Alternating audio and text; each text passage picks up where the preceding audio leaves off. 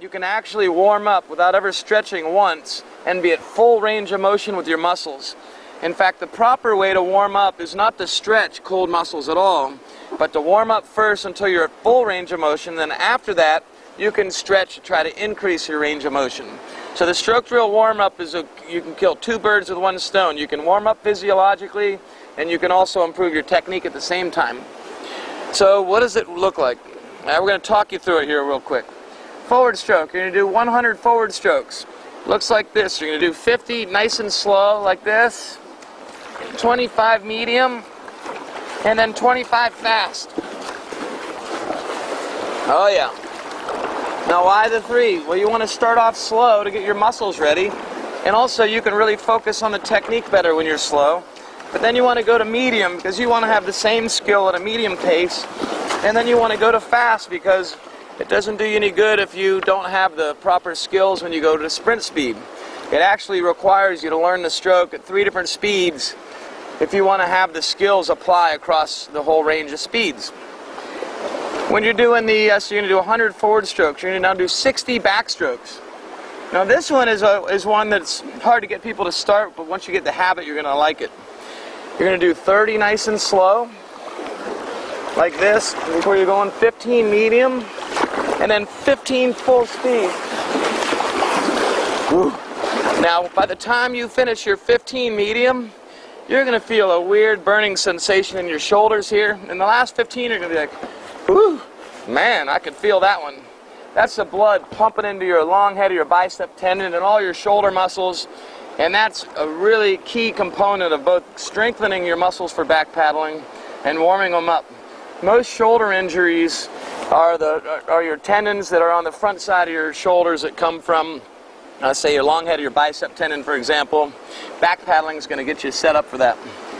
Your next drill is going to be forward and back sweeps. Well, instead of just doing forward sweeps, where you keep your shoulder over the stern, your paddle position right, looking at your target, instead of doing that, you can now combine both together.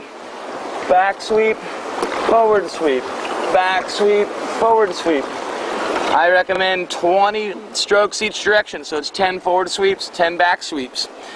Now every time you're doing these drills, this is a key component of the 12-minute stroke drill warm-up. Your objective isn't to rise to your own level of incompetence and remain there. Your objective is to rise through your current level of skill and continue to improve every single time you do it.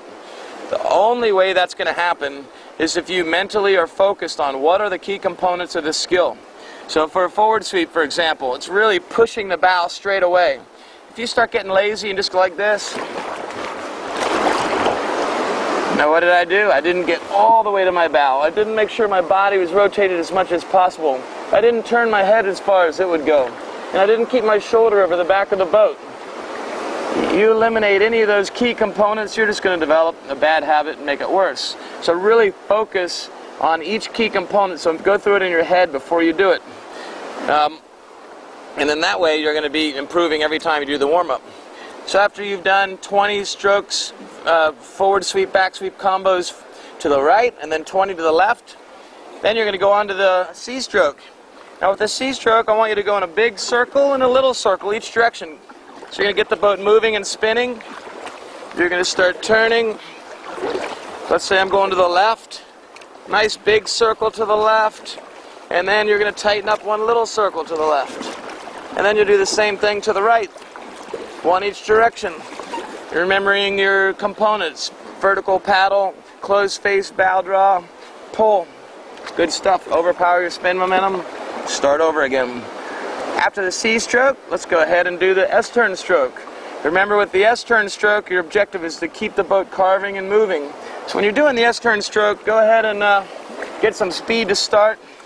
You're going to do 5 turns each direction. So you're going to go sweep, draw, feather forward, sweep, draw, feather forward, sweep, draw. Cool. And the offside C-stroke is exactly like the C-stroke. You're going to go in one big circle. When you're doing the one big circle, really focus on forward speed. So really focus on the forward stroke aspect of it first for the big circle. See how fast you can go. And then when you crank the turn, really crank the turn and see how sharp of a turn you can do. Now the cool thing is after you've done a big circle and a little circle, see if you can open it up again, overpower your spin momentum, and go right into the drill the other direction. Awesome. With the side slip stroke, just do 2 side slips each direction. Awesome. You're going to do 2 each direction.